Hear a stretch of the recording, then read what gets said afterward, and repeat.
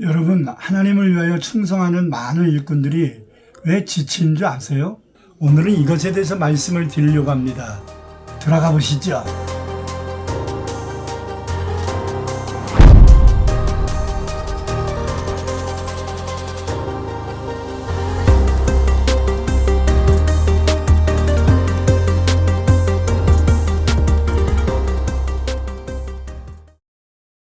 안녕하세요. 여러분, 지금까지 살면서 패닉 상태에 빠져보신 적이 있나요? 오늘은 지나친 우울증과 탈진, 그로 인해 죽음의 직전까지 간 성경의 인물을 한 사람 소개하려고 합니다.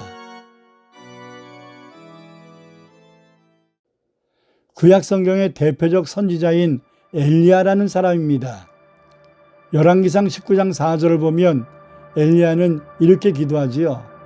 한 로벳나무 아래에 앉아서 자기가 죽기를 원하여 여호와여 넉넉하오니 지금 내 생명을 거두시옵소서.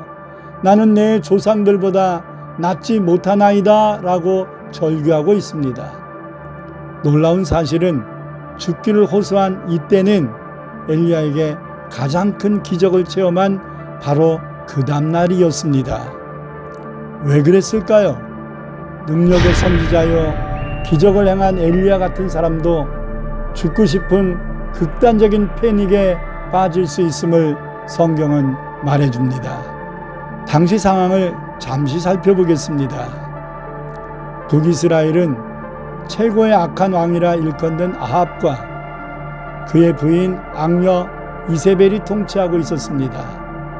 그로 인하여 이스라엘 백성은 바알과 아세라를 쫓는 우상 숭배에 빠져버리게 되는데요.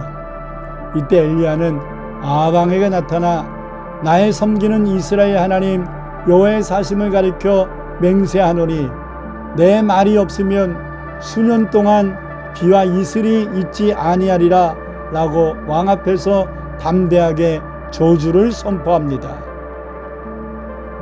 이러한 예언 사역은 단연코 선지자의 개인 감정이 아니었습니다. 하나님의 백성이 죄악된 길을 갈 때에 회개하여 바로 서기를 원하시는 하나님의 메시지인 것이지요. 이 말씀대로 북이스라엘은 그 3년 반 동안 가뭄이란 극심한 고통을 당합니다. 이 시기 엘리야 또한 하나님의 명령을 받고 이방의 땅 사르밧으로 가서 가나안 과부의 집에서 공개를 받습니다. 참으로 긴 인내의 시간이었을 것입니다. 그 엘리야는 다시 하나님께 사명을 받습니다. 많은 날이 지나고 제3년에 여호와의 말씀이 엘리야에게 임하여 이르시되 너는 가서 아합에게 보이라. 내가 비를 지면에 내리리라.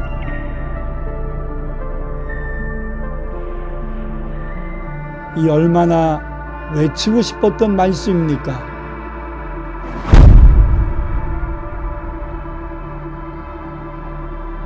그러나 엘리야는 이 말만 전하지 않습니다.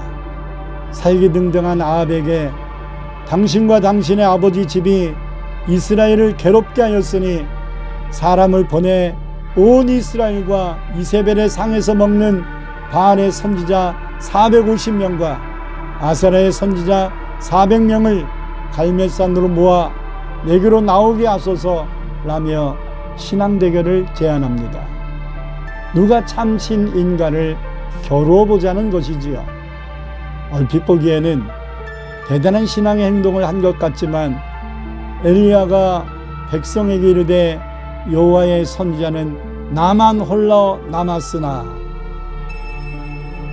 결투를 청한 명목 속에는 본인만 홀로 믿음을 지키는 선지자라는 외로움과 피해의식이 있었던 것입니다.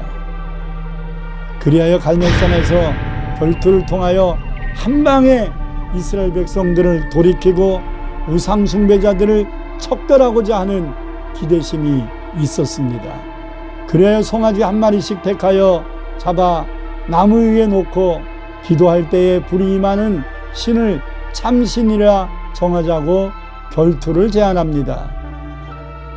여호와여 주께서 이스라엘 중에서 하나님이신 것과 내가 주의 종인 것과 내가 주의 말씀대로 이 모든 일을 행하는 것을 오늘 저들로 알게 하옵소서.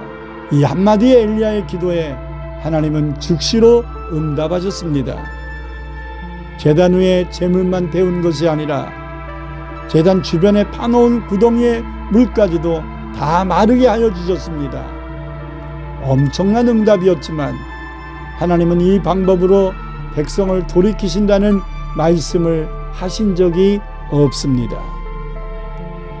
그렇게 함으로 백성들을 돌이키려는 엘리야의 혼자의 열심이었던 것입니다.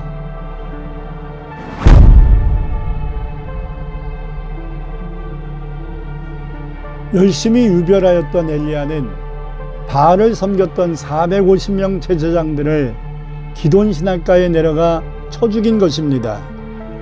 그러나 하나님은 바알 선지자를 죽이라고 명령하신 적이 없습니다.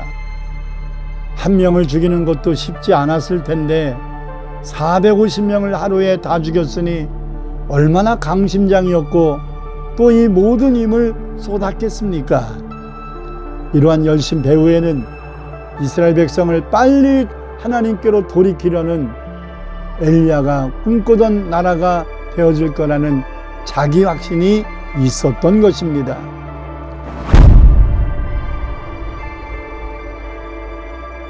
비를 지면에 내리라는 하나님 말씀에 엘리야는 덧붙여 아합에게 이르되 올라가서 먹고 마시소서 큰 비 소리가 있나이다 이렇게 말합니다.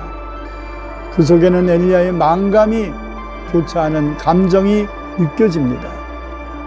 하나님이 분명히 비를 내리시겠다는 메시지를 받았지만 갈멜산 꼭대기에 올라가 땅에 꿇어 엎드려 그 얼굴을 무릎 사이에 놓고 7번이나 기도하는 모습이 기록되어 있습니다. 이 모습은 아주 절박한 자세로서 진액을 쏟지 않으면 나오지 않는 자세인 것입니다. 그의 기도 속에는 이 비가 내리면 모든 백성이 돌아올 것이라는 확신에 찬 그림이 그려졌을 것입니다. 응답대로 비는 내렸고 엘리야는 아합의 마차 앞에서 40km를 달려갔습니다. 문제는 그 다음 날에 일어난 것입니다. 하늘에서 불이 내린 것을 본 이스라엘 백성은 변한 것이 하나도 없었고 오히려 악녀 이세벨 왕비는 엘리야를 죽이지 않으면 신들이 자기에게 벌을 내릴 것이라고 더 살기가 가득해져 있었습니다. 엘리야의 생각과 확신은 무너지고 말았습니다. 어젯밤의 꿈 같은 응답들이 더 큰 상실감으로 덮쳐서 엘리야는 감당할 수 없는 패닉 상태에 이른 것입니다. 스스로 광야로 들어가 하루길쯤 행하고 한 노된나무 아래 앉아서 죽기를 구하여 가로되 지금 내 생명을 취하옵소서 탄식합니다. 열왕기상 19장 10절을 살펴보겠습니다. 내가 만군의 하나님 여호와를 위하여 열심히 특심하오니 이는 오직 나만 남았거늘 저희가 내 생명을 찾아 취하려 하나이다. 또한 19장 14절을 보면 내가 만군의 하나님 여호와께 열심히 유별하오니 이는 이스라엘 자손이 주의 언약을 버리고 주의 제단을 헐며 칼로 주의 선지자들을 죽였음이오며 오직 나만 남았거늘 그들이 내 생명을 찾아 빼앗으려 하나이다. 엘리야는 여전히 내가 하나님을 위하여 열심을 내었고 오직 나만 남았나이다. 내 생명을 빼앗으려 하나이다라고 항변하며 자기 열심을 드러냅니다. 그는 기도의 사람이었습니다. 그러나 단 하루 만에 패닉에 이르고 만 것입니다. 그는 영만 지친 것이 아니라 육신도 지쳤습니다. 한나절 바알 선지자들과 영적인 싸움을 했지요. 바알 제사장들을 그 자리에서 450명을 죽였죠. 또 갈멜산 꼭대기까지 올라가서 기도했잖아요. 그리고 소나기를 맞으며 40km를 뛰어갔습니다. 얼마나 힘들었겠습니까? 그러나 이렇게 죽을 만큼 뛰어다니라고 하나님이 엘리야에게 말씀하신 것은 아니었습니다. 주님을 위해 오늘도 달려가시는 여러분, 과연 이 모든 속도를 주님이 명령하신 것입니까? 아니면 내가 유별하여 주님께 자청한 것은 아닙니까? 왜 이리 힘들게 사십니까? 하나님은 지친 엘리야를 혼내거나 방치한 것이 아니라 그를 어루만지시고 먹고 재우고 다시 먹고 재우시며 쉬게 하셨습니다.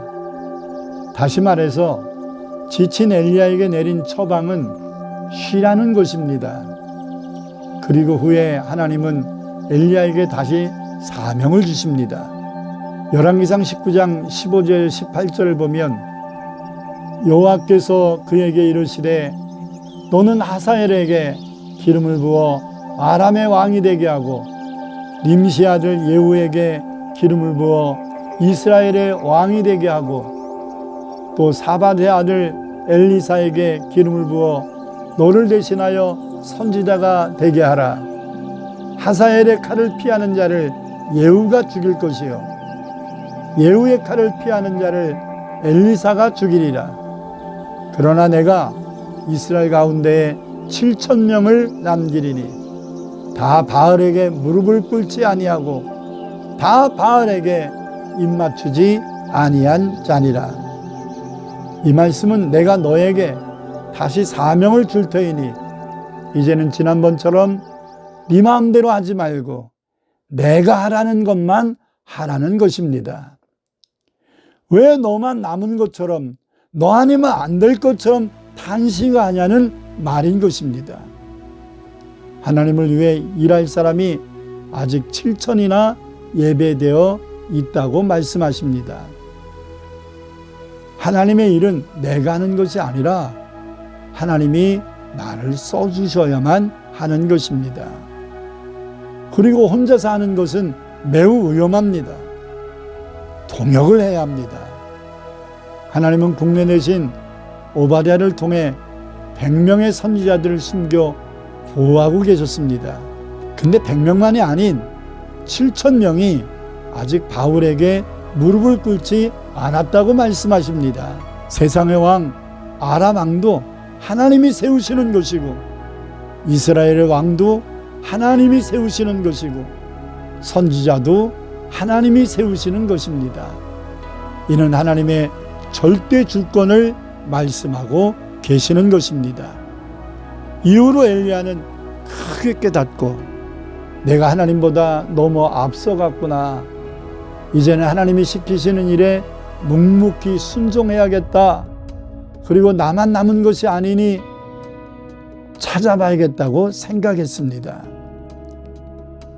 그래서 열왕기하 1장을 보면 곳곳에 선지자 훈련을 받고 있는 선지생도들이 많이 등장합니다. 추정키로는 엘리야는 선지학교를 세워 주의 종들을 훈련시키는 오늘날의 신학교 학장으로서 전념했을 것입니다. 결론을 맺겠습니다. 야고보서 5장 17절과 18절을 보면 엘리야는 우리와 성정이 같은 사람이로되 그가 비가 오지 않기를 간절히 기도한즉 3년 6개월 동안 땅에 비가 오지 아니하고 다시 기도하니 하늘이 비를 주고 땅이 열매를 맺었느니라. 이 말씀은 내가 기도하면 엘리야처럼 천재지변도 변화시키는 능력을 주시겠다는 기도 지상주의를 의미하는 것이 아닙니다. 내 기도는 무조건 하나님이 응답해 주셔야 한다는 자기 확신도 더더욱 아닙니다. 우리는 하나님이 주시는 힘으로 하면 어떤 힘든 일도 감당할 수 있지만 나의 열심으로 하면 언젠가는 무너지고 말 것입니다. 믿음 속에 숨어있는 자기 생각, 믿음 속에 숨어있는 남들과 비교할 수 없는 열심의 특심, 그리고 자기 확신을 분별하여 영적인 패닉, 아무 의욕이 없는 영적 우울증, 이러한 침체에서 벗어나는 일꾼들이 되시기를 축원합니다.